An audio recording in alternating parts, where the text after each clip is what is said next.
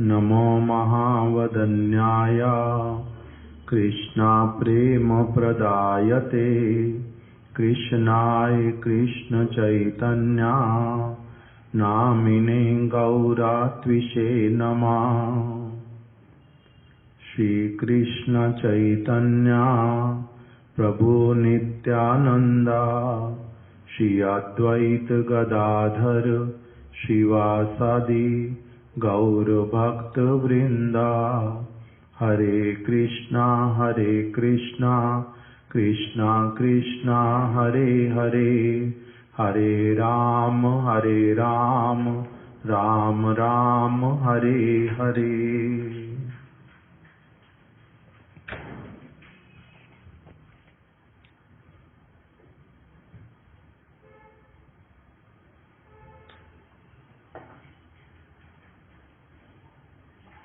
चेतो दर्पण मार्जनम भव महादावा अग्नि निर्वापणम श्रेया कैरव चंद्रिका वितरणम विद्यावधू जीवनम आनंदाम्बुदिवर्धनम प्रतिपदम पूर्णामृतास्वादनम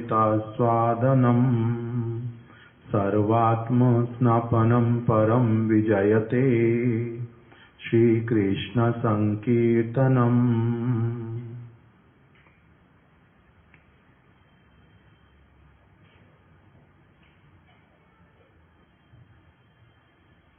श्री शिक्षाष्टकम प्रथम श्लोक। हम लोग इसी को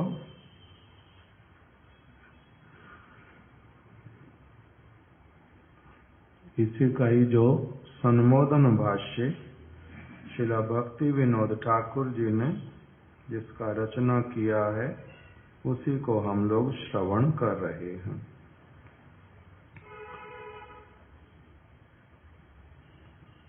कल हम लोगों ने सर्वप्रथम श्रवण किया कि किस प्रकार से श्रील भक्ति विनोद ठाकुर जी ने प्रारंभ किया था संसार चक्र में पड़े हुए भगवद विमुख जीवों का कल्याण कैसे हो, इसके लिए भगवत तत्व के ज्ञाता श्री ब्रह्मा जी बड़े चिंतित हुए और उन्होंने एकाग्र चित्त से सारे वेदों का 3 बार अनुशीलन किया और फिर यह सिद्धांत निश्चय किया कि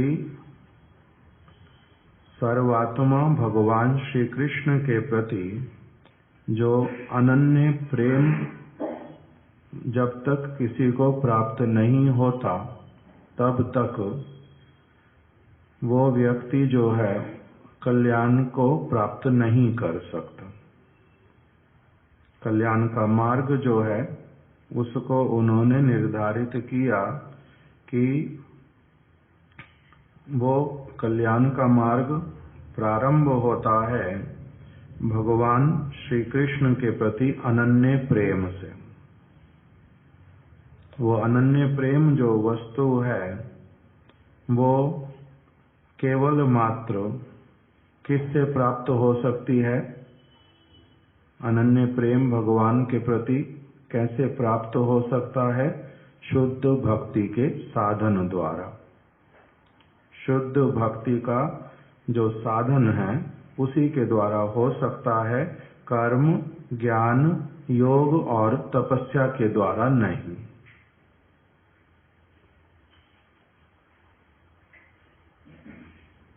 अब जो ये भक्ति है जिसके द्वारा जिसको कहा गया साधनम शुद्ध भक्ति, इस नित्य मंगल का जो मार्ग है शुद्ध भक्ति वाला वो सुदुर्लभ है, क्योंकि इसको धारण कर पाना भी बद्ध जीव के लिए संभवपद नहीं होता। तब भी उसका मार्ग बतलाया फिर कि जो ये सुदुर्लभ भक्ति है और भगवद प्रेम है, ये भी प्राप्त हो जाता है, उसका एक पद्धति है। वो पद्धति क्या बतला दिया कि पारमार्थिकी श्रद्धा यदि किसी में उत्पन्न हो जाती है, शास्त्र की कृपा से अथवा साधु की कृपा से, पारमार्थिकी श्रद्धा उत्पन्न होने पर एक व्यक्ति क्या करता है, फिर निर्मल सत्संग में रहता है और हरि कथा का श्रवण और कीर्तन जो है वो करता है, हरि कथा का सेवन हो जाता, इसी से शुद्ध भक्ति उसकी उदित हो जाती है। यदि वो नित्य प्रति सत्संग ना करे, नियमित रूप से हरि कथा श्रवण नहीं करे, तो जो श्रद्धा उसने प्राप्त की भी थी थोड़ी बहुत, भले ही शास्त्र के माध्यम से, भले ही साधु के माध्यम से, वो श्रद्धा क्षीण होकर नष्ट भी हो सकती है। इस नित्य प्रति भागवत की, चैतन्य चरितामृत की सेवा करने के लिए निर्देश दिया, नित्यम भागवत सेवया। भगवान ने स्वयं भी यही कहा कि सत्संग में मेरी जो कथाएं हैं, वो यदि एक व्यक्ति नित्य प्रति श्रवण करता है, वो भी श्रद्धा के साथ में प्रीति पूर्वक, तो उससे उसकी अविद्या दूर हो जाती है, मेरे प्रति श्रद्धा रति भक्ति जो है वो भी उत्पन्न हो जाती है। ये वाला हम लोगों ने कल प्रातःकाल श्रवण किया था। फिर संध्या के समय श्रवण किया कि ये सारा कुछ जो है शुद्ध संकीर्तन से संभव है। शुद्ध संकीर्तन जो कि क्या है, तीसरा वाला जो भक्ति का क्रम, श्रद्धा, साधु संग, भजन क्रिया, उस भजन क्रिया के अंतर्गत ये शुद्ध नाम संकीर्तन इत्यादि आ रहा है। श्री कृष्ण संकीर्तन, नाम संकीर्तन नहीं, श्री कृष्ण संकीर्तन।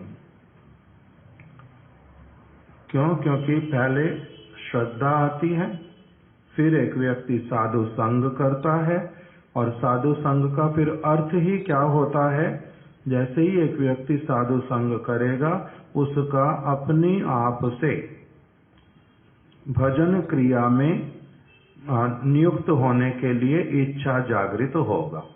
कुछ न कुछ भजन की क्रिया वो अवश्य ही करेगा। तो इसीलिए जो भजन क्रिया है उसी के अंतर्गत ही क्या आता है, शुद्ध संकीर्तन। भजन की क्रियाएं, भजन के अंग बहुत सारे होने पर भी उसमें से सर्वप्रधान जो है किसको बता दिया, नाम संकीर्तन को। साधु संग, नाम कीर्तन, भागवत श्रवण, ये भक्ति के अंगों के अंतर्गत है। तो ये तीसरा स्टेप है, श्रद्धा, साधु संग, भजन क्रिया। भजन क्रिया में ये वाला आता है, ये बात बता दी थी। तो श्री चैतन्य महाप्रभु की जो ये शिक्षा अष्टकम में जो सर्वप्रथम शिक्षा, उसमें शुद्ध संकीर्तन की ही महिमा कही गई है। और फिर बतलाया था कि जो श्री कृष्ण कीर्तन सर्व मंगल स्वरूप होने के कारण इसमें क्या कहा गया, चौथे पद में, चौथे चरण में परम शब्द उल्लेखित है। और उसके द्वारा क्या लक्ष्य कर रहे हैं कि सर्वप्रथम श्रद्धा, फिर सत्संग और फिर भजन क्रिया के अंतर्गत श्री कृष्ण संकीर्तन ही परम शुद्ध कर दिया। उसका अर्थ शुद्ध श्री संकीर्तन अर्थात प्रतिबिंब भक्त्याभास। प्रतिबिंब भक्त्याभास क्या होता है, मुक्ति की आशा से अथवा स्वर्ग इत्यादि की कामना से यदि कोई व्यक्ति नाम संकीर्तन करता है, तब उसके नाम संकीर्तन को कहते हैं प्रतिबिंब भक्त्याभास। तो कह रहे हैं यहाँ पर उसकी बात नहीं की गई है, यहाँ पर शुद्ध कृष्ण संकीर्तन की बात की गई है। वो जो स्वर्ग की कामना लेके अथवा मोक्ष की कामना लेकर के जो नाम संकीर्तन इत्यादि करते हैं, उनके कीर्तन को भक्ति का अंग नहीं बोला जाता, वो भक्त्याभास है, आभास के अंतर्गत आता है, ना कि वो संकीर्तन के अंतर्गत। ये भी हमने सुन लिया था। फिर श्रील भक्ति विनोद ठाकुर जी ने बतलाना प्रारंभ किया कि ये जो शिक्षा अष्टक है, शिक्षा अष्टक में करुणा वरुणालय श्री चैतन्य महाप्रभु जी जीवों को क्या बता रहे हैं? संबंध, अभिदेह और प्रयोजन की शिक्षा प्रदान कर रहे हैं। और किस प्रकार से कर रहे हैं? स्वयं एक भक्ति साधक बन करके। महाप्रभु भगवान होने पर भी भक्त के लीला का अभिनय कर रहे हैं, भक्त का अभिनय कर रहे हैं, भक्ति साधक का। भक्ति साधक की भांति श्री कृष्ण संकीर्तन की महिमा का गान कर रहे हैं। तो अभी जो इस पूरे अष्टक के अंतर्गत संबंध, अभिदेह और प्रयोजन की बात बतलाई गई है, उसी को ही संक्षेप में श्रील भक्ति विनोद ठाकुर जी ने सबसे पहले बतलाना प्रारंभ किया। और हमने कल रात्रि में श्रवण किया था। पहले वो बतला रहे हैं भगवान के विषय में, फिर बतलाएंगे भगवान की शक्तियों के विषय में, और फिर वो बतलाएंगे जीव तत्व के विषय में। जीव, भगवान की शक्तियां और भगवान, इन तीनों में किस प्रकार से जो अचिंत्य भेदाभेद संबंध है, उसका यहाँ पर वर्णन किया जा रहा है। संबंध क्या है इन वस्तुओं के बीच में? किसका? भगवान का, उनकी शक्तियों का और जीवात्मा का। उनकी शक्तियों में फिर जड़ जगत वाली शक्ति, चिद जगत वाली शक्ति, तटस्थ शक्ति, ये भी तीनों आ जाती हैं। जीवात्मा और फिर भगवान, ये पांच चीजें एक साथ हो जाती हैं। उसी में ही फिर जो परस्पर में संबंध है वास्तविक, उसका निर्णय करने के बाद में फिर बताते हैं कि कैसे जो ये शिक्षा अष्टक और जो श्री कृष्ण संकीर्तन, ये किस प्रकार से एक व्यक्ति की माया की समस्त जो परतें, उनको हटा करके उसको उसके शुद्ध स्वरूप में स्थापित कराता है, और फिर किस प्रकार से वास्तविक रूप में भगवान के साथ में निर्मल एक संबंध होता है। ये एक पूरी जो प्रक्रिया, उसी को यहाँ पर प्रदर्शित किया गया है। यदि आप लोग कहेंगे तब तो मैं ये वाला जो भूमिका है इसको पढ़ूंगा, नहीं तो इससे हम आगे चले जाएंगे। समझ आया मैं क्या बोल रहा हूँ? कि हम लोगों ने जैव धर्म के अंतर्गत हो अथवा साधारण कथाओं के अंतर्गत हो, पुनः पुनः इसी वस्तु को श्रवण किया हुआ है। तो इसीलिए अब ये वाला जो भूमिका है, उसमें पहले सबसे पहले क्या बतलाया कि भगवान श्री कृष्ण जो हैं, वो श्रुतियां कहती हैं कि वो सविशेष भी हैं, निर्विशेष भी हैं। दोनों प्रकार के वचन उसमें मिलते हैं। निर्विशेष कहने से क्या समझ आता है? कि उनकी प्राकृत इंद्रियां नहीं हैं। निर्विशेष मतलब उनमें कुछ विशेष नहीं है।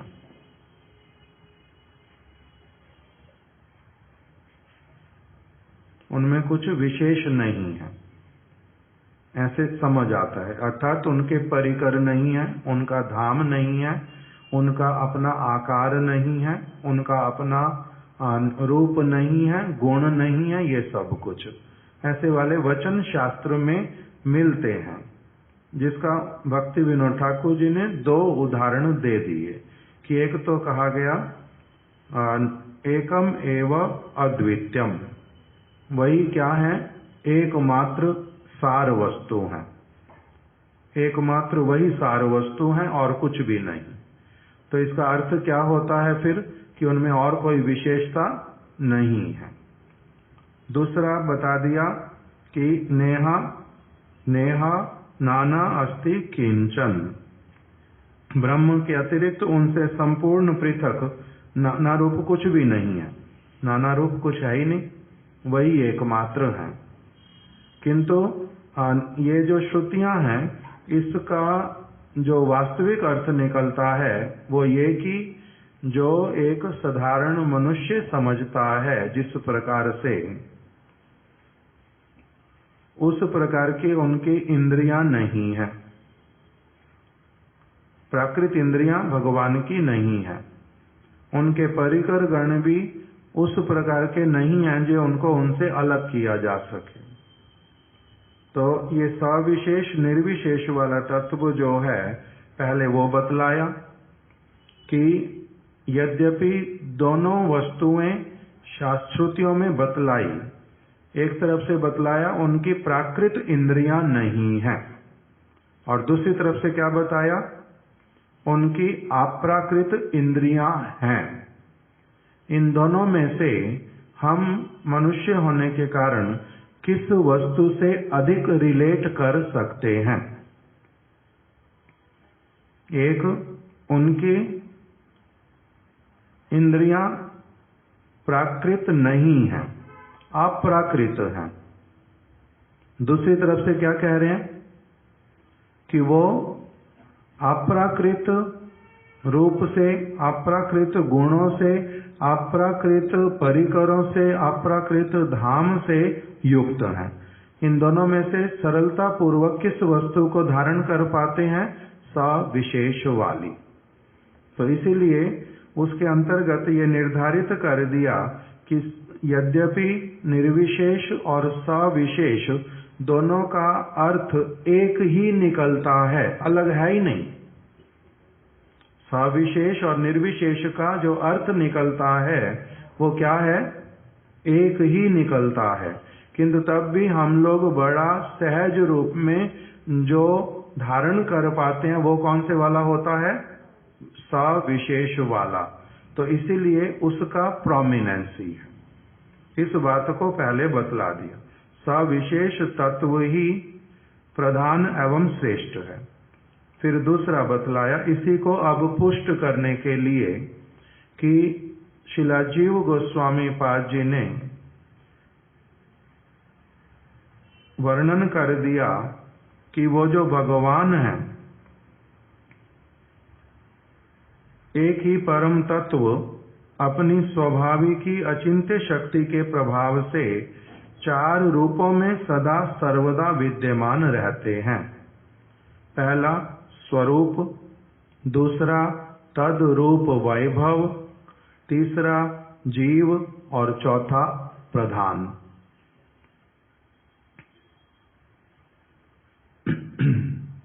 इसको कहते हैं कि ये परम तत्व इन चार रूपों में सदा सर्वदा विद्यमान है। ये भगवान के चार फीचर्स हैं। जैसे हमने कल रात को सुना था, सूर्य के साथ में इसका कंपैरिजन। भगवान है, उसको कह दिया स्वरूप, तद्रूप वैभव, उनके परिकर, उनका धाम इत्यादि जो समस्त चिद व्यापार है उसका नाम हो गया तद्रूप वैभव। तीसरा जीव, जीव भी जो है वो कौन है, भगवान का ही विभिन्न अंश है। तो भगवान इस रूप में भी, जैसे सूर्य की किरण से हम लोग क्या करते हैं, पहचानते हैं। तो सूर्य की किरण कहाँ से आई, उसका संबंध कहाँ से, नाम भले ही किरण है किंतु है किसकी किरण, सूर्य की। इसी प्रकार से जीव, वो भी भगवान का ही एक अंश है, विभिन्न अंश।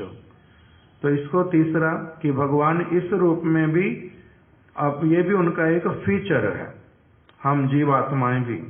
और चौथा बताया प्रकृति, नेचर, जो सारा कुछ इसमें दिखलाई पड़ता है वो सारा कुछ भी भगवान के द्वारा ही विस्तार किया गया है।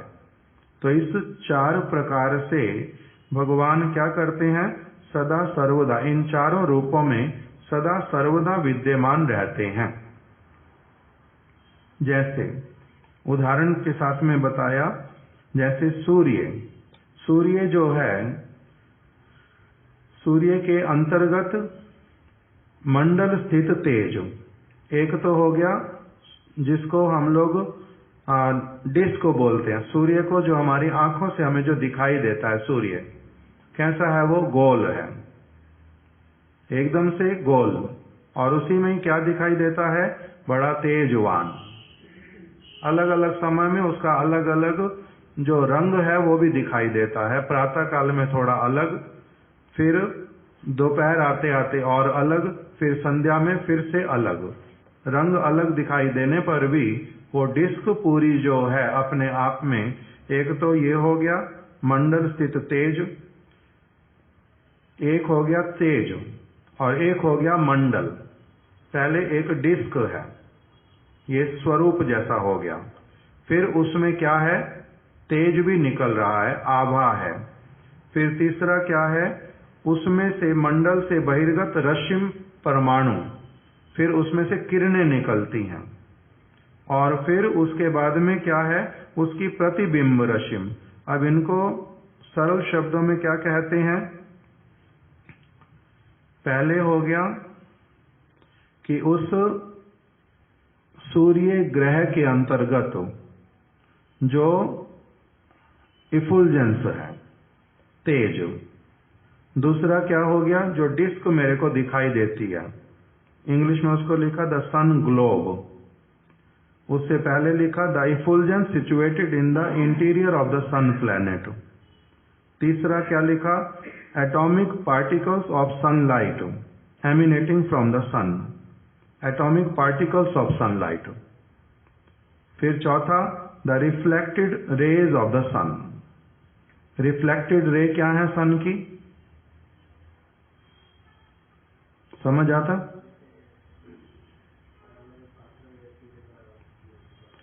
एक तो साक्षात रूप में किरणें आ रही हैं, और फिर दूसरा क्या होता है, जैसे किसी शीशे के ऊपर पड़े अगर वो किरण, वो शीशे के ऊपर से, दर्पण के ऊपर से फिर हमारी आंखों को अलग जगह से भी दिखाई देती है।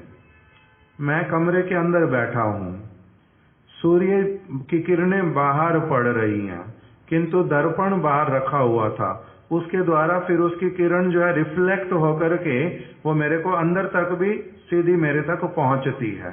तो उसी प्रकार से ये जो प्रकृति, उसको क्या कह दिया कि वो केवल रिफ्लेक्ट हो रही है।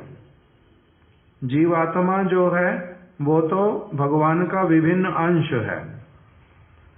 पहला भगवान स्वयं, उनका अपना स्वरूप, फिर उसके बाद में तद्रूप वैभव, फिर उन जैसे सूर्य में से तेज निकलता है उस तरह से उनके परिकर, उनका धाम इत्यादि। ये हो गया दूसरा।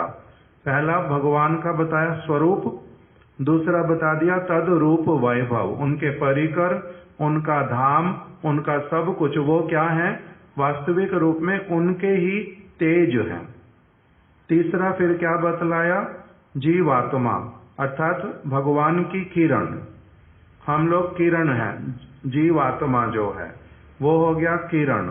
और चौथा फिर क्या बतलाया, ये रिफ्लेक्शन, वो क्या हो गया, जो नेचर, प्रकृति। ये सारा कुछ क्या है, इससे इसको बोलते हैं ट्रांसीडेंटल वर्ल्ड का परवर्टेड रिफ्लेक्शन। ये जो मटेरियल वर्ल्ड, उसमें मैटर से बने हुए शरीर भी सारा कुछ ही।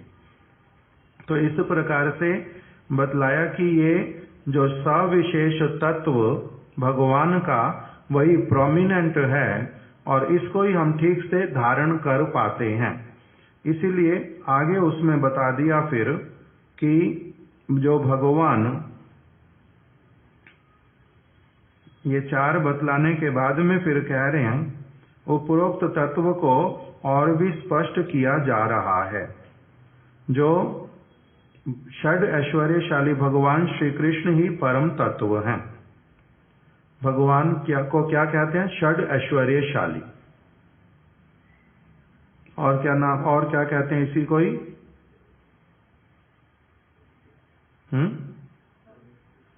न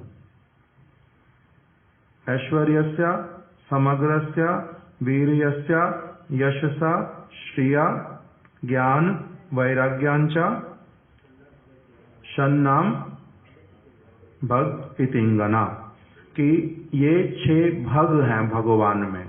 6 भग का मतलब उसको यहाँ पर नाम दे दिया 6 प्रकार के ऐश्वर्य। भगवान, भग मतलब 6 वस्तुएं, कौन कौन सी? ऐश्वर्य, वीर्य, ऐश्वर्यस्य वीर्यस्य, यश, ऐश्वर्यस्य वीर्यस्य, यश, श्री। अब हिंदी में बताना शुरू कर दिया आपने। फिर ऐश्वर्य पहला, दूसरा बल, तीसरा सुंदरता, चौथा ज्ञान, पांचवा वैराग्य, नहीं,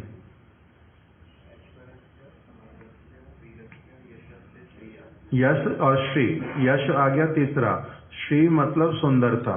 तो ये 6 भग कहलाते हैं एक साथ में, इसीलिए 6 जिसमें पूर्ण मात्रा में होते हैं उसको कहते हैं भगवान। तो वही बता रहे हैं, षड ऐश्वर्यशाली जो भगवान, ये हैं कौन? श्री कृष्ण, वही परम तत्व हैं। वे सर्वशक्तिमान हैं। सर्वशक्तिमान का अर्थ क्या होता है? जिनमें सब प्रकार की शक्तियां हैं, जिनसे ही सारी शक्तियों का प्रकाश होता है। जहां कहीं पर भी जिस किसी भी प्रकार की शक्ति का दर्शन होता है, अनुमान लगाया जाता है, उसके पीछे मूल जो कारण है वो स्वयं भगवान होते हैं। क्यों? क्योंकि सारी शक्तियां उन्हीं से प्रकटित होती हैं। तो इसलिए उनको कहते हैं सर्वशक्तिमान। अब फिर जो वही सर्वशक्तिमान हैं, उनमें और उनकी शक्ति में कोई अंतर या नहीं? मेरे में और मेरी शक्ति में क्या अंतर है? मेरी शक्ति प्रदर्शित कैसे होएगी? आंखों से देख करके, आंखों में देखने की शक्ति, कानों में सुनने की शक्ति, जिह्वा में बोलने की शक्ति, हाथों में कोई काम करने की शक्ति, अलग अलग बुद्धि में कुछ समझने की शक्ति, मन में कुछ धारण करने की शक्ति, ये सारी मेरे में क्या है? शक्ति है ना। तो मेरी शक्ति जो है वो क्या मुझसे अलग एक स्वरूप धारण करके भी दिखलाई देती है या नहीं? उसका मेरे जैसा अलग से आंख, नाक, कान, पैर, ये सब कुछ तो नहीं है ना। इसको क्या कहते हैं? मेरी शक्ति जो है ये अमूर्त है, मूर्त नहीं है, उसका आकार नहीं है, उसके आंख, नाक, कान, पैर नहीं है, वो अलग से सत्ता युक्त नहीं है, वो अमूर्त है। मेरे में मेरी शक्ति है, वो तो अनुभव होती है अलग अलग प्रकार से। बोलते हैं ना कि आज बड़ी कमजोरी लग रही है, इसका मतलब लो एनर्जी, शक्ति बहुत कम लग रही है। किंतु कभी कभी I am full of energy. तो शक्ति है मेरे में, किंतु कैसे वाली है? अमूर्त है। तो अभी फिर भगवान की भी शक्तियां तो बहुत हैं, वो शक्तिमान तो हैं, सर्वशक्तिमान, किंतु उनका जो शक्ति है उसका कोई स्वरूप है या नहीं है, इसकी यहां पर बात कर रही है। पहले बतला दिया कि ब्रह्म सूत्र के अनुसार, ब्रह्म सूत्र अर्थात हमारा जो एक ग्रंथ वेदांत सूत्र, उसको ब्रह्म सूत्र भी कहते हैं, उसमें लिखा है वेदव्यास जी ने क्या कह करके, शक्ति शक्ति मतोर भेदा, शक्ति और शक्तिमान, शक्ति शक्ति मतोर अभेद, अर्थात शक्ति और शक्तिमान अभिन्न है। अभिन्न है का मतलब, अभिन्न है का मतलब क्या होता है? एक जिससे पूछता हूं वो बताए। अभिन्न का मतलब डिफरेंट नहीं है, एक है, इसको बोलते हैं अभिन्न। अलग नहीं है, एक ही है। तो ये तो वेदांत सूत्र में ही बोल दिया, शक्ति शक्तिर मते शक्ति शक्ति मतोर भेदा, शक्ति और शक्तिमान अभिन्न है। अब जब अभिन्न है इसका मतलब क्या हुआ? एक ही है। तो एक ही होने का मतलब तो जैसे मेरी है वैसे ही हो गया, मैं और मेरी शक्ति एक ही बात है। मेरी शक्ति अमूर्त है, दिखलाई थोड़ा ना पड़ रही है, किंतु मुझ में ही है, एक ही है मेरे साथ में। मैं अपने को और अपनी शक्ति को अलग नहीं कर सकता, यही वेदांत सूत्र बोल रहा है। किंतु फिर आगे बता रहे हैं कि एक ही पराशक्ति, पराशक्ति मतलब जो भगवान की पूर्ण शक्ति, उसी को कहते हैं पराशक्ति। वो जो पराशक्ति है वो विविध रूपों में श्रुति गोचर होती है।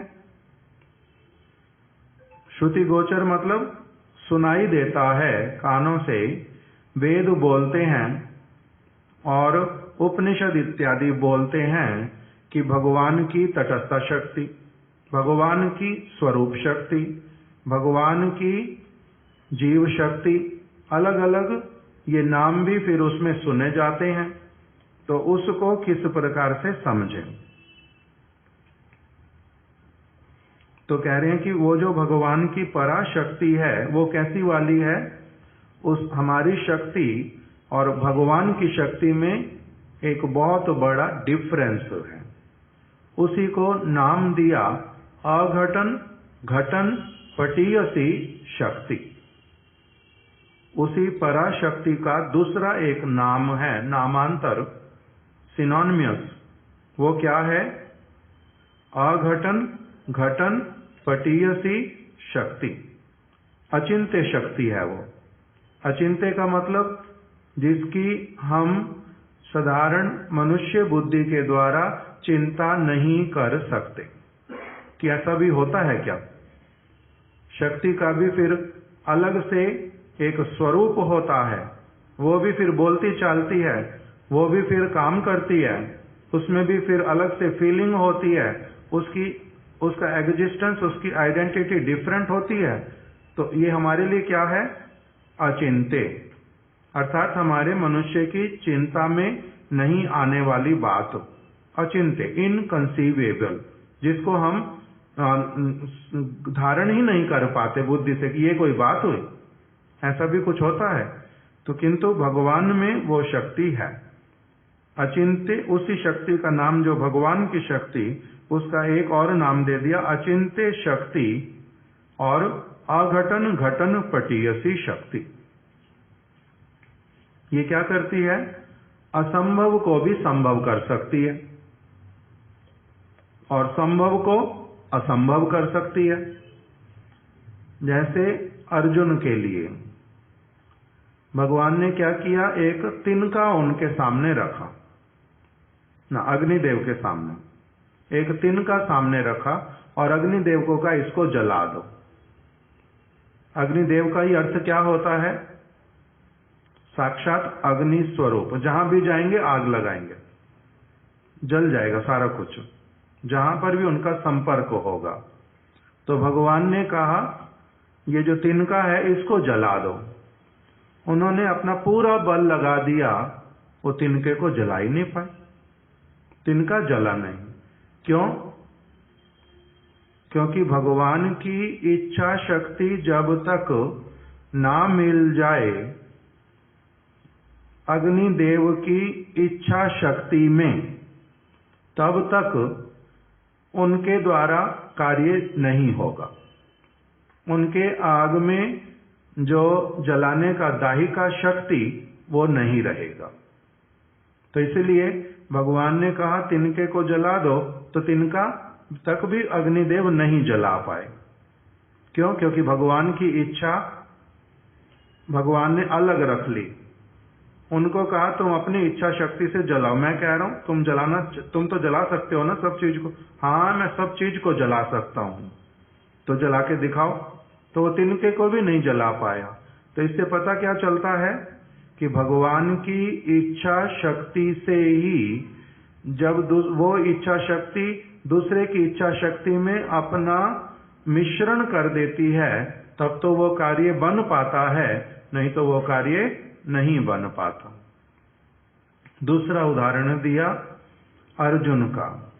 अर्जुन के पास में गांडीव है और अर्जुन जो है बहुत बड़े योद्धा हैं, किंतु वही गांडीव जब कृष्ण ने अपना अदृश्य लीला किया, अप्रकट लीला किया, और अर्जुन जो है वो अपने गांडीव को मार्ग में वो क्या कर रहे थे, जो कृष्ण के साथ में 16,108 रानियां, उन सब को लेकर के वो किसी अन्य स्थान पर जा रहे थे कृष्ण की इच्छा से। अब जो द्वारिका के पास में ही एक स्थान है जिसको अभी बोलते गोपी तालाब, वहां पर कुछ दस्यु लोगों ने आक्रमण किया और सारी महिषियों को वो अपने साथ में लेकर के चला गया। अर्जुन जो कि ऐसे हजारों लोगों को खदेड़ने में समर्थ, उस समय गांडीव को उठाना चाहते अपने, और गांडीव उनसे उठ नहीं रहा। बाण तो उसमें बाद में नियोजित करेंगे, वो अपना धनुष भी नहीं उठा पा रहे। तो उन्होंने स्वयं ही युधिष्ठिर महाराज जी के सामने आकर के विलाप करते हुए बताया कि मैं वही अर्जुन जिसके भीतर में इतना अधिक बल, अब कृष्ण के इस जगत से जाने पर वो बल संपूर्ण रूप में क्या हो गया, नष्ट हो गया।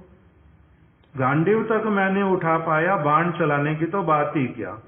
इसका अर्थ क्या हुआ, भगवान की ही इच्छा जब उसमें मिली तब इनकी इच्छा में नहीं मिली। इन्होंने इच्छा किया मैं क्या उठाऊं, गांडीव उठाऊं।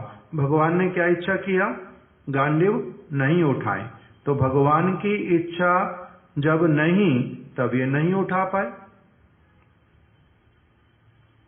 भगवान ने जब इच्छा किया कि प्रहलाद को अग्निदेव ने नहीं जलाना, तब प्रहलाद को जो होलिका हिरण्यकश्यप की बहन, वो अग्नि में लेकर के बैठ भी गई, किंतु चारों ओर अग्नि होने पर भी उसको अग्नि ने स्पर्श ही नहीं किया। होलिका को वरदान था अग्नि उसको जलाएगी नहीं, आग में बैठने पर भी उसको उल्टा जला दिया। इससे क्या पता चलता, भगवान की अचिंत्य शक्ति का। वो जिस क्रिया को करवाना चाहते वो होती है, जो नहीं करवाना चाहते वो नहीं होती है। इसी को ही भगवान की कौन सी शक्ति कह दिया, अचिंत्य शक्ति, जो मनुष्य की बुद्धि के द्वारा नहीं समझी जा सकती। दूसरा नाम दे दिया अघटन घटन पटीयसी शक्ति। अघटन जो नहीं घट सकता उसको भी क्या कर देती है, घटा देती है, घटन करा देती है उसका। और जो घटन सहज रूप में हो सकता था, जो सब समय होता था, उसको भी क्या करा देती है, अघटन। तो भगवान की ऐसी शक्ति है। इसीलिए अब श्रील भक्ति विनोद ठाकुर जी कह रहे हैं कि यद्यपि श्रुतियों में दोनों बातें आ रही हैं, शक्ति और शक्तिमान एक ही वस्तु है, उनमें कोई भेद नहीं है, और वही श्रुतियां ही कह रही हैं शक्ति और शक्तिमान अलग अलग भी हैं, उनका स्वरूप है अलग से, और वो अघटन घटन पटीयसी है। तो जब ऐसा कह रहे हैं तब भक्ति विनोद ठाकुर जी कंक्लूड कर रहे हैं कि अतएव शक्ति और शक्तिमान में नित्य भेद भी अनिवार्य है। पहले क्या निर्धारित किया था कि नित्य अभेद है, अर्थात अभिन्न है, वो एक ही है। अब फिर क्या कह रहे हैं कि उनमें नित्य भेद भी है। इसी को ही श्री चैतन्य महाप्रभु ने पूर्ण रूप में स्थापित किया। इसका नाम दिया अचिंत्य भेदा भेद। किसमें है ये? भगवान की शक्तियों में, भगवान और भगवान के विभिन्न अंशों में, भगवान और भगवान के स्व अंशों में, भगवान राम, भगवान कृष्ण, भगवान वामन, इनमें कोई भी भेद नहीं है तत्वता। किंतु फिर बतलाया कि भेद है। एक है स्वयं भगवान, दूसरे हैं भगवान। फिर भेद बतलाया कि एक में है 60 गुण, दूसरे में है 64 कला संपूर्ण। तो ये जो भेद भी और साथ में अभेद भी, ये नित्य है। दोनों जीव आत्मा का भगवान के साथ में भेद भी है और अभेद भी है।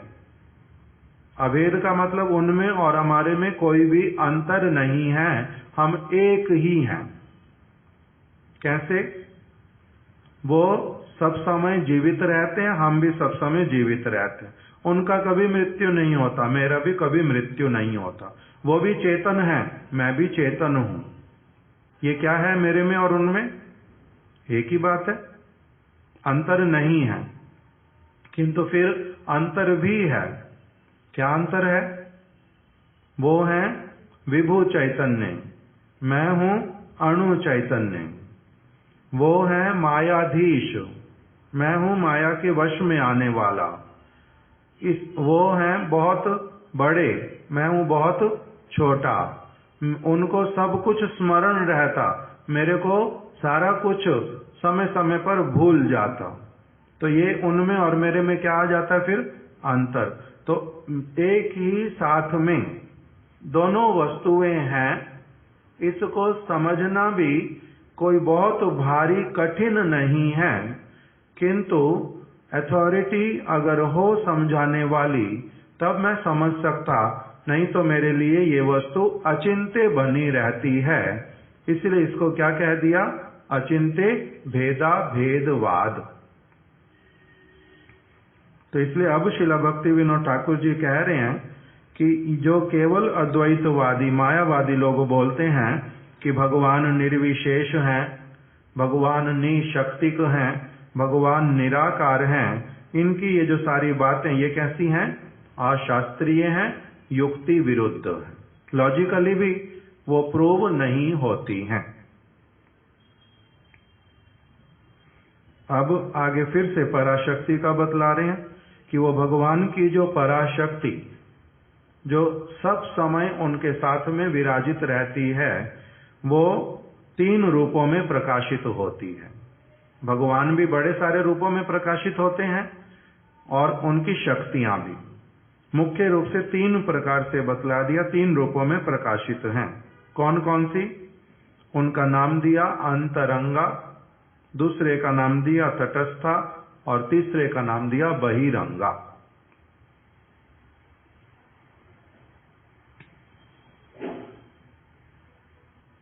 अंतरंगा स्वरूप शक्ति के द्वारा वे परम तत्व अपने पूर्ण स्वरूप में सर्वदोष विवर्जित परम मंगलमय निखिल अप्राकृत गुणों के आधार भगवान के रूप में नित्य विराजमान रहते हैं। उनकी अंतरंगा स्वरूप शक्ति के द्वारा, अर्थात भगवान अपनी अंतरंगा स्वरूप शक्ति, उसके द्वारा तो क्या है? वो जो परम तत्व भगवान है अपने पूर्ण स्वरूप में, अर्थात जो कैसे वाला स्वरूप है? सर्व दोष विवर्जित, जिसमें किसी भी प्रकार का कोई भी कमी, किसी भी अंग प्रत्यंग में कोई भी नहीं निकाल सकता। सर्व दोष विवर्जित, परम मंगलमय, अप्राकृत गुणों के आधार वो भगवान के रूप में नित्य विराजमान रहते हैं।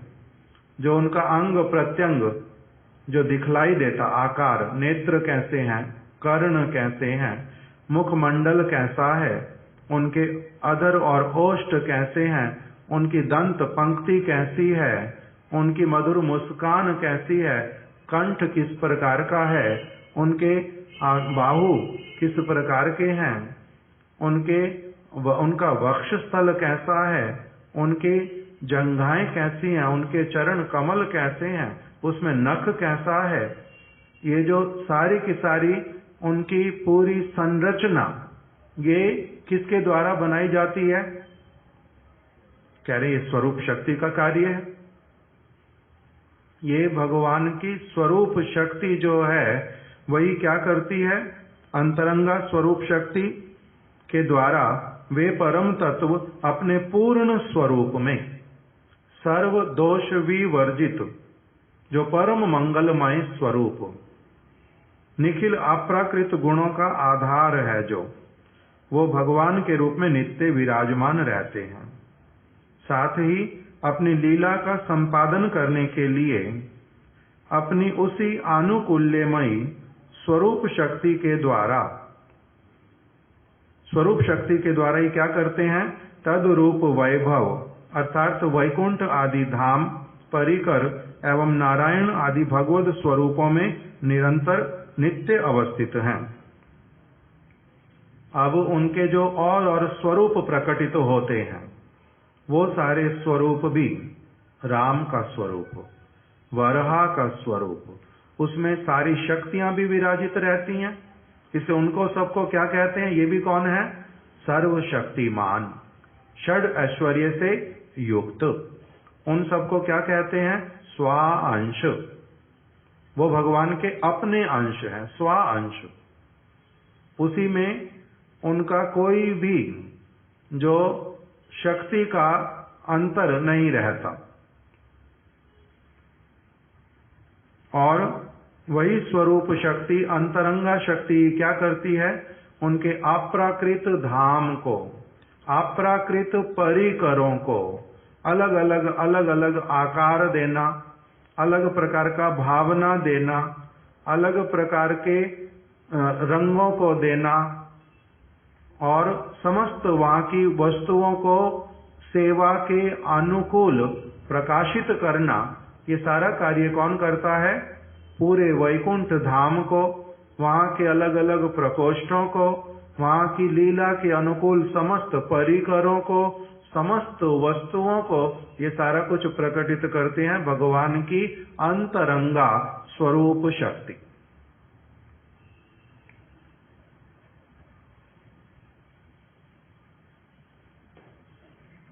तो उनकी जो अंतरंगा स्वरूप शक्ति वो इस प्रकार से सर्वत्र दिखलाई देती है। पुनः वे ही परम तत्व केवल मात्र तटस्था शक्ति से युक्त अपने विभिन्न अंश स्वरूप असंख्य चित्त परमाणुओं जीवों के रूप में विद्यमान है।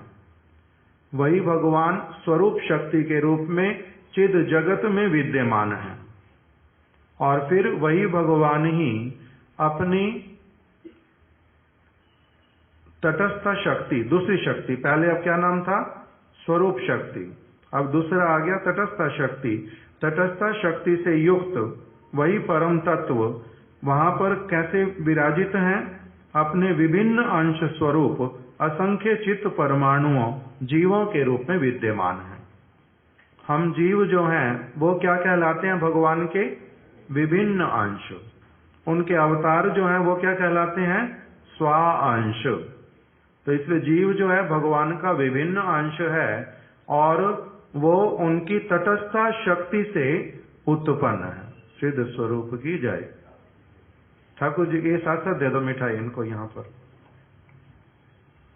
भोग लगा देना। तो ना कृष्ण की प्रभु भोग लगा के देना। तो आराम से, आराम मेरी तरफ देखो। आपको इधर क्या हुआ? आप आराम से बैठो। मैं सिर्फ पूछ रहा हूँ आपसे। क्या पूछा आपसे? ना ऐसे ही देना आपको। आपने तो मंगाया था मेरे से।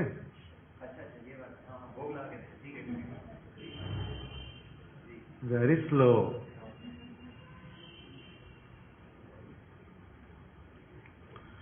तो अभी ये वाला हुआ तटस्थ शक्ति वाला। तो तटस्थ शक्ति से युक्त जब होते हैं भगवान, तो फिर वहां पर कैसे विराजित हैं? वही भगवान ही विभिन्न अंश जीवों के रूप में। इसलिए उनमें और हमारे में क्या बता दिया? अभेद है, क्योंकि हम क्या हैं? उन्हीं के अंश हैं और वही विराजित हैं वहां पर। किस स्वरूप में? विभिन्न अंशों के रूप में, तटस्थ शक्ति में।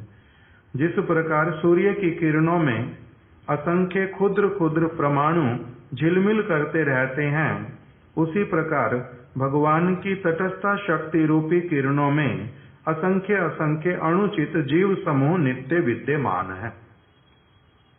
सूर्य की किरण जब आती है तो उसमें बहुत बार क्या दिखाई देते हैं? जैसे अगर खिड़की से आ रही हो, झरोखे से आ रही हो, तो उसमें बहुत सारे ऐसे दिखाई देते हैं, धूली के कण जो है उसमें दिखाई दे रहे हैं, कुछ ना कुछ है। तो उसी प्रकार से जो जीव आत्माएं हैं वो भगवान की तटस्थ शक्ति में जो किरण स्वरूप है, उसी में अनेकों अनेकों जीवात्माएं दिखलाई पड़ती रहती हैं। जैसे रश्मिगत सूक्ष्म परमाणुओं का सूर्य से पृथक स्वतंत्र रूप में कोई अस्तित्व नहीं है, ऐसे एवं वे परमाणु कदापि सूर्य नहीं है। अब कह रहे हैं कि भगवान और सूर्य और सूर्य की किरण, सूर्य और सूर्य की किरण, उनको अलग कर सकते हैं? नहीं कर सकते। फिर जो सूर्य की किरणों में जो वस्तु आ रही है उसको भी सूर्य की किरण से अलग कर सकते हैं? नहीं। यद्यपि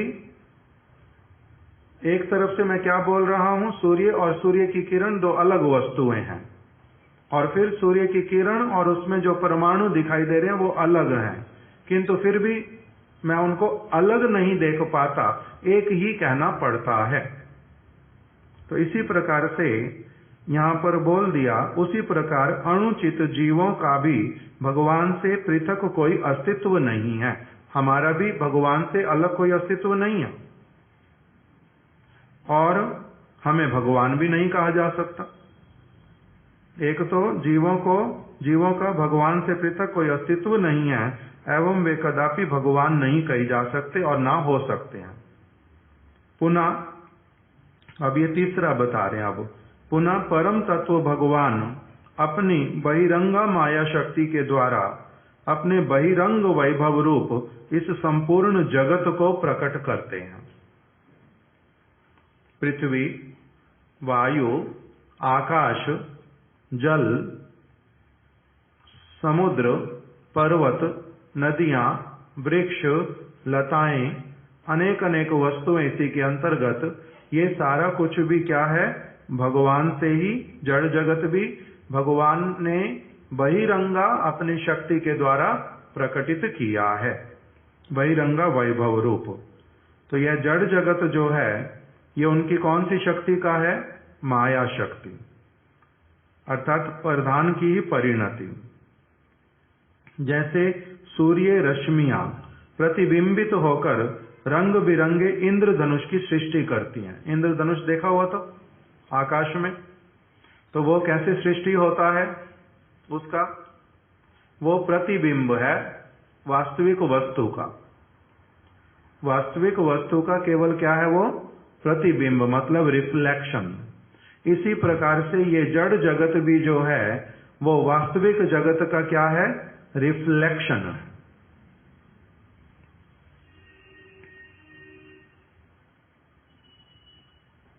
जैसे सूर्य रश्मियां प्रतिबिंबित होकर रंग बिरंगे इंद्रधनुष की सृष्टि करती हैं, ठीक उसी प्रकार माया शक्ति या प्रधान इस विचित्र जड़ जगत को प्रकटित करता है। माया शक्ति इस विचित्र जड़ जगत को प्रकटित करती है। जड़ जगत अंतरंगा शक्ति द्वारा प्रकटित चिद जगत की छाया है। यहां पर आ गया बड़े स्पष्ट रूप में कि ये जो जड़ जगत किसकी छाया है? चिद जगत की। चिद जगत किसने बनाया है?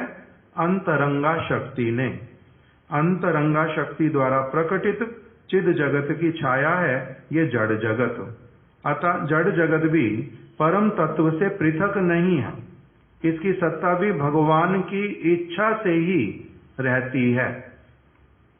इस जड़ जगत की सत्ता भी भगवान की इच्छा से ही रहती है, ये उनसे पृथक नहीं है परम तत्व से। तो अब ये कंक्लूड कर रहे हैं, अब इस प्रकार जीव जड़ जगत और वैकुंठगत तद्रूप वैभव का भगवद स्वरूप से भेद और अभेद अचिंत्य भेदाभेद दोनों ही सिद्ध है। भगवान का, भगवान की शक्तियों का, भगवान के स्व अंशों का, भगवान के विभिन्न अंशों का, भगवान की ये जो माया शक्ति, इन सब का एक ही साथ में क्या है? भेद भी है और अभेद भी है। तो इसलिए एक साथ में इसको क्या बोल देते हैं? अचिंत्य भेदाभेद। ये प्रमाणित वस्तु है। अणुचित जीव भगवान के आश्रित होने से उनके विभिन्न अंश हैं। पुनः वे भगवत ज्ञान के अभाव में बहिर्मुख हो जाते हैं, यही उनमें भेद है। क्या बता दिया कि ऐसे तो जीव जो है वो भगवान का विभिन्न अंश है। विभिन्न अंश का अर्थ क्या हो गया? सब समय के लिए उनसे पूरी तरह से जुड़ करके रहने वाला, जो अलग नहीं होता। किंतु भगवत ज्ञान के अभाव में, जब हमारे को भगवान का ज्ञान नहीं होता, उस ज्ञान के अभाव में हम क्या हो पड़ते हैं? बहिर्मुख हो पड़ते हैं। और यही भगवान में और हमारे में भेद है। भगवान हमारे से बहिर्मुख कभी नहीं होते, हम भगवान से क्या हो जाते हैं? बहिर्मुख। यही उनमें और हमारे में अंतर है।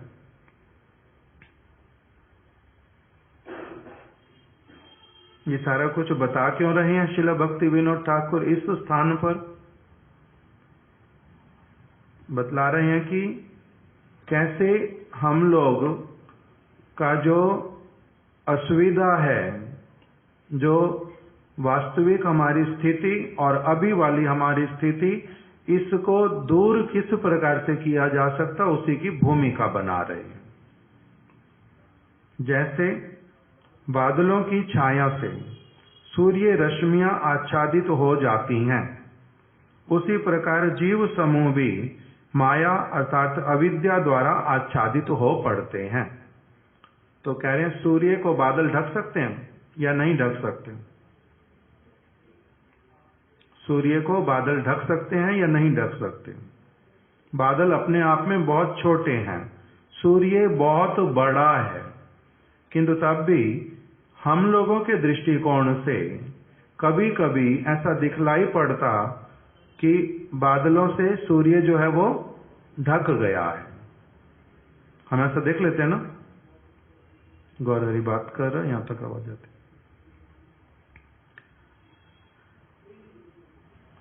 जी जी जी जी जी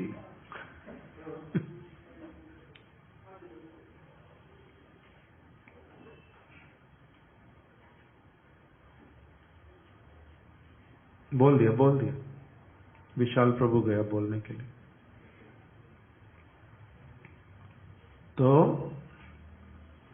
जैसे छाया से सूर्य रश्मियां आच्छादित हो जाती हैं, सूर्य की किरणें आच्छादित हो जाती हैं, उसी प्रकार जीव समूह भी माया द्वारा आच्छादित हो जाते हैं। अर्थात वास्तविक रूप में नहीं हो सकता ऐसा। जैसे मेघों से सूर्य नहीं ढक सकता, उसी प्रकार से माया से मनुष्य जो है वो आच्छादित नहीं हो सकता, ढक नहीं सकता ऐसे तो।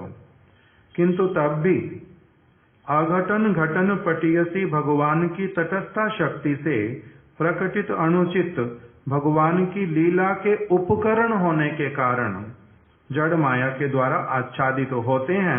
अन्यथा चिन्मय जीव जड़ माया के द्वारा कैसे आवृत हो सकते हैं? पेड़ आपको पकड़ सकता है? नहीं पकड़ सकता। आप पेड़ को पकड़ोगे, पेड़ आपको पकड़ेगा? ना आप पेड़ को पकड़ोगे, आप पकड़ोगे ना हम, वृक्ष पकड़ेगा, हम पकड़ते हैं। किंतु क्या हो जाता है, भगवान की अघटन घटन पटीयसी शक्ति से फीलिंग ये आ जाती है कि इसने मेरे को पकड़ लिया है।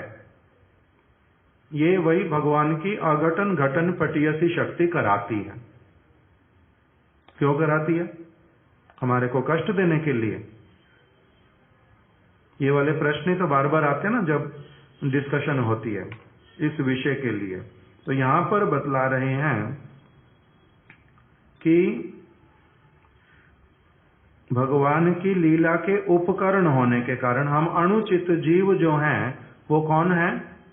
भगवान की लीला के उपकरण हैं। भगवान की लीला के उपकरण हैं जीवात्माएं। क्या लीला करते हैं भगवान जीवों के साथ में? जीवों को प्रकटित करके क्या लीला करते हैं?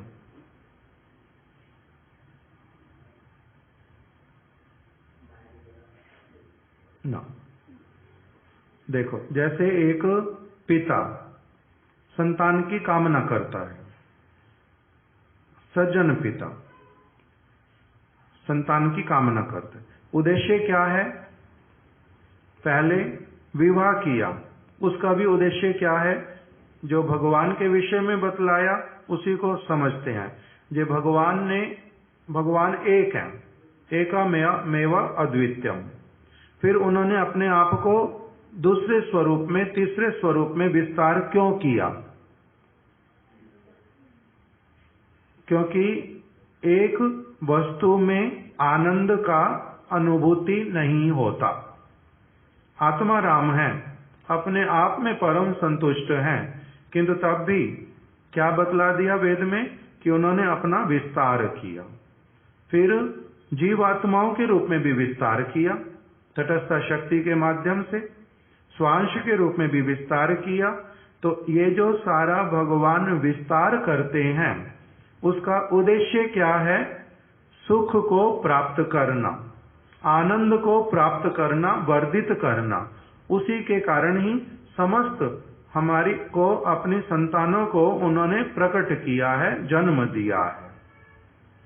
अभी उसी के बीच में ही अगर संतान जो है वो क्या अगर उनका लीला का जो अनुकूल वस्तु वो नहीं करके कुछ और करती है, कुछ और करने की शक्ति उनको क्यों दे दी? वहीं पर बतलाया कि भगवान ने इनको सबको प्रकटित तो किया, किंतु स्वतंत्रता रूपी एक बहुमूल्यवान उपहार भी दिया कि अपनी स्वतंत्रता पूर्वक स्वेच्छा से जी भर करके जैसे उनकी इच्छा हो मेरी वो सेवा करें। भगवान ने एक ये बहुत बड़ा उपहार दिया। फिर से गौरव जी बात करते हैं, कहां पर है वो? आप बोल के नहीं आए थे?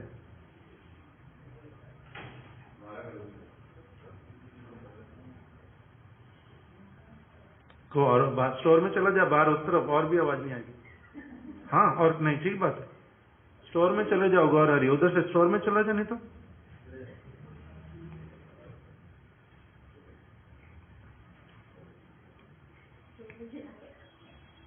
और क्या, तो वहां से आवाज नहीं आएगी ना, कमरे से तो आवाज आ रही है, वहां दूर चला जाएगा।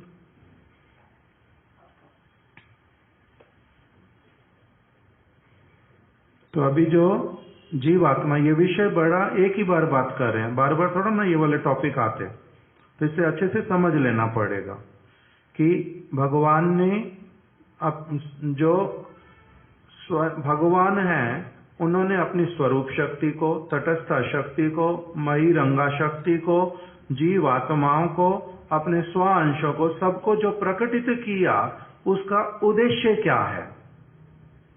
एक क्या है? एक बहुधा, एक होने पर भी बहुत रूपों में अपने आप को प्रकटित किया भगवान ने। तो एक होने पर भी बहुत रूपों में प्रकटित करने का उद्देश्य क्या है?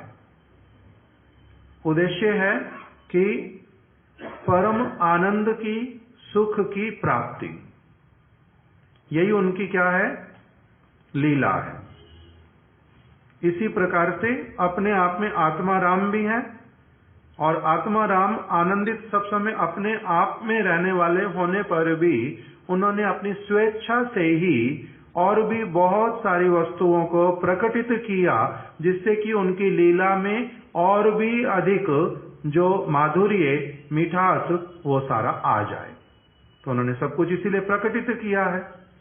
अब जब प्रकटित किया सारा कुछ, इसमें से जो जीव आत्माएं और शक्तियां और स्वांश, ये सभी, इनमें एक एक विशेषता है। सब में, हमें भी विशेषता है। क्या?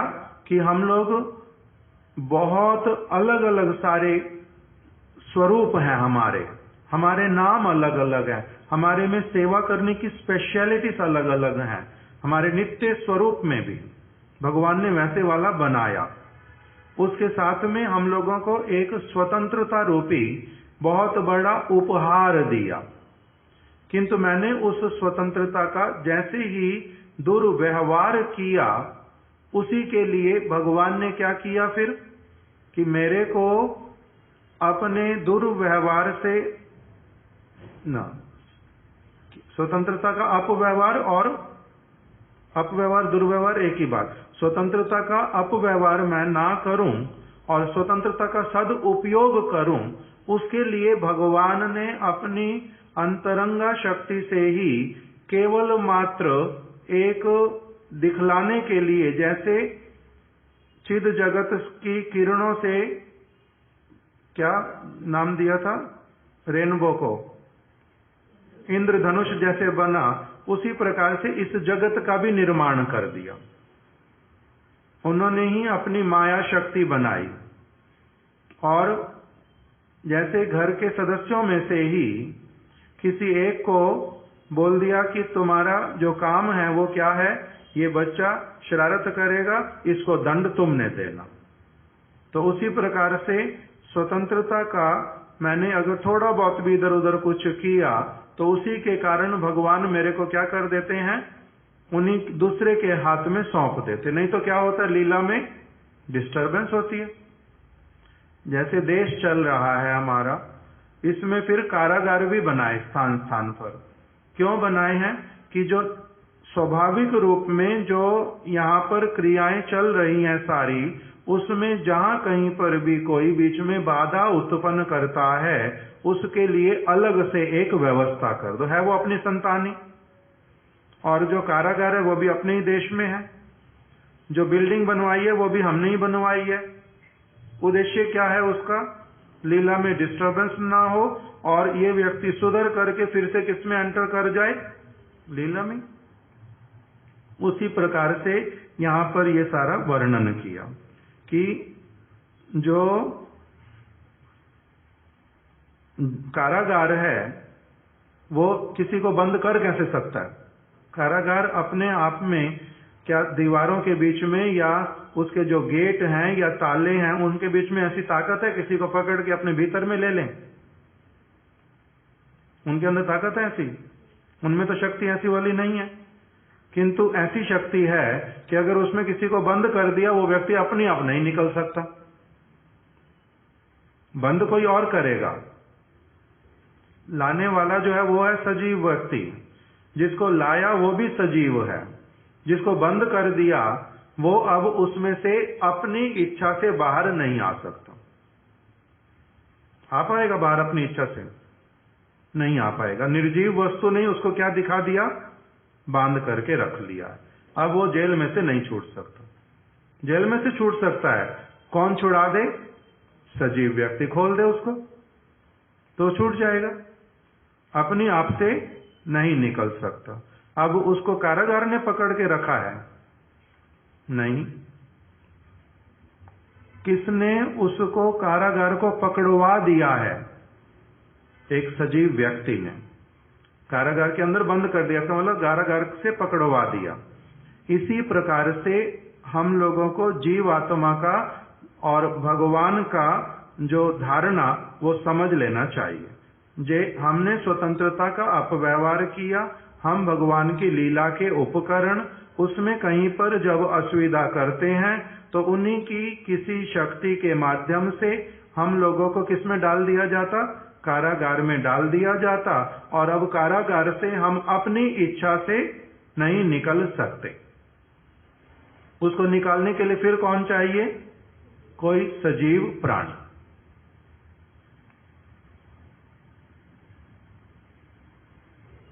अघटन घटन पटीयसी भगवान की तटस्था शक्ति से प्रकटित अणुचित जीव भगवान की लीला के उपकरण होने के कारण जड़ माया के द्वारा आच्छादित होते हैं। अन्यथा चिन्मय जीव जड़ माया के द्वारा कैसे आवृत हो सकते हैं? माया जो है वो कैसी है? जड़ है, कारागार के जैसी, ईंट पत्थर की बनी हुई, लोहे की बनी हुई, भले उसमें एसी लगा, भले उसमें कुछ भी रखा हुआ, सारा कुछ ही है उसमें, किंतु उसमें इतनी ताकत नहीं है कि वो सजीव व्यक्ति को पकड़ करके रख सके। तो हमारे को जो रखा गया है किसी और के द्वारा रखा गया है इसके भीतर में। तटस्थ शक्ति से प्रकटित होने के कारण जीव का स्वभाव भी तटस्थ होता है, अर्थात सेवा सुख प्राप्त करते हैं और दूसरी ओर माइक भोगों की कामना भी कर सकते हैं। हम लोग कैसे वाले हैं? तटस्थता से हमारा जन्म हुआ, इसीलिए हम लोग दो काम कर सकते हैं, दो प्रकार के सुख भोग सकते हैं। एक सुख का नाम है सेवा सुख, दूसरे सुख का नाम है भोग सुख, माया सुख। अगर हम सेवा सुख की कामना करते हैं तब फिर भगवान हमारे को अपने पास में ले लेते हैं। अगर हम माया सुख की बात करते हैं, माइक भोगों की कामना करते हैं, तब फिर हमारे को क्या कर दिया जाता है? इस कारागार के अंदर आच्छादित कर दिया जाता है। यहां तक अभी हम सुन करके रखते हैं और कल अब संध्या के समय में इससे आगे श्रवण करेंगे। जब हम भगवान की स्वरूप शक्ति के संपर्क में आएंगे तब क्या होएगा? ये वाला छूट जाएगा। जब स्वरूप शक्ति वाली तरफ नहीं देखेंगे, इस तरफ देखेंगे, तो फिर इसमें बद्ध रहेंगे। इसी का ही नाम संसार दशा। अब इसको संध्या के समय में आगे और श्रवण करेंगे। अब ये विषय लगभग पूर्ण हो गया। अब इसमें आगे बतलाना प्रारंभ करेंगे चेतो दर्पण मार्जनम।